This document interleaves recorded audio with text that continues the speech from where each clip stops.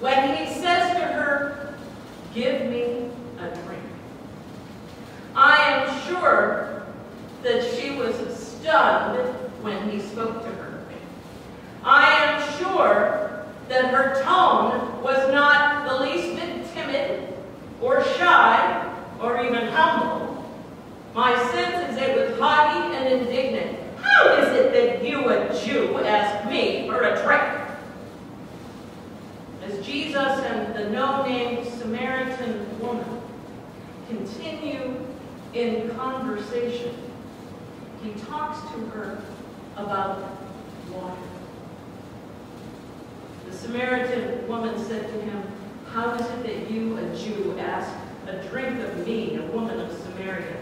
Jesus answered her, "If you knew the gift of God and who it is that is saying to you, 'Give me a drink,' you would have asked him, and he would have given you living water." The woman said to him, "Sir, you don't have a bucket, and the well is very deep. Where do you get the living water anyway? Are you greater than our ancestor Jacob, who gave us the well, and with his sons and his flocks drank from it?" Jesus said to her, "Everyone who drinks of this water will be thirsty again, but those who drink of the water that I will give them will never be thirsty. The water that I will give them will become within them a spring of water, gushing up to eternal life." And the woman said to him, "Sir, give me some of this water so I may never be thirsty or have to come here to draw water again at this well." That's how we think. As their conversation continues, she acknowledges that he is trying to sell her something. She acknowledges that he is a prophet of some kind, but almost as a defense, she lifts up the Jewish Samaritan past as a barrier that exists between them. She will do as so many do, point out the differences between them. The fact that we worship at Mount Gerizim, and you Jews, you connect with God in Jerusalem. She doesn't claim a different God, just a different place identified as the sacred place where God is to be found.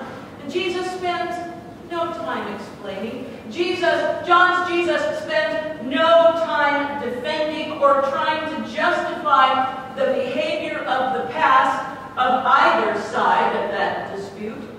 John's Jesus brings her into a new time. Let me say that again. He doesn't spend any time justifying the behavior of the past. He doesn't spend any time deciding which is the place that is sacred, Mount Gerizim or Jerusalem. He doesn't. He takes her into a completely and totally new time. A new vision for worshipers, for their relationship with God.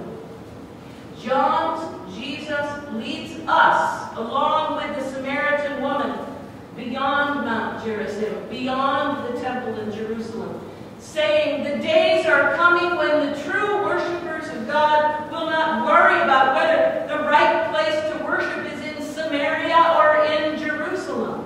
The right place to worship God is in spirit and in truth. God is spirit, and those who worship God must worship in spirit and in truth. The woman of no name from Samaria responded, "Well, I know the Christ, the Messiah, the anointed of God is coming, and when he comes, he will proclaim all things to us." The living water that John's Jesus speaks of are the words that pour forth from his mouth when he answered her, "I am he, the one who is speaking to you." I love how John doesn't give us a moment to be stunned along with the Samaritan woman. He continues the story, telling us that it was in the moment of Jesus' revelatory statement to the Samaritan woman that his disciples appear out of nowhere. We get the impression that John's perhaps, as the disciples said nothing, puzzled by this breach of protocol, wondering to themselves how it could be that Jesus would be talking to this woman. They wanted to say, but didn't, to the woman, "What do you want?" And they didn't ask Jesus, aghast, "Why are you talking to her?"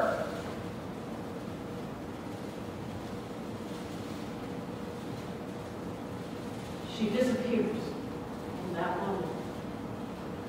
The text says that she left her jar, her water jar, which tells us that her mind was on other things. She was running away, embarrassed perhaps, afraid, or was she running to her city to spread the great good news? This woman who never wanted to have to draw water from Jacob's well ever again convinced the entire city of Sychar, a whole Samaritan city, to come and see. Come and see the Jewish man at the well. Come and see. What have you done to lose?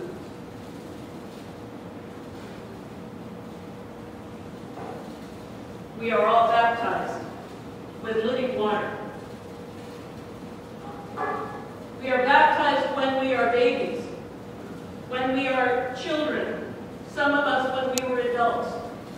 And in the moment that we were baptized with that living water, we were offered and given new life.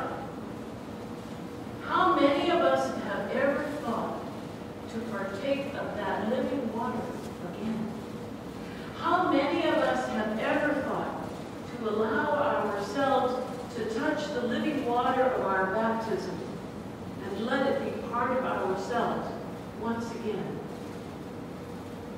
The invitation today is to allow the living water to be poured out over you, over and over again, to learn that worshiping God is something we do in the spirit and in truth, and having faith is something, well, what have you got to lose? I invite any of you today who want to remember the living water of life to partake of this water. After worship service, at the time of communion, dip your hands in this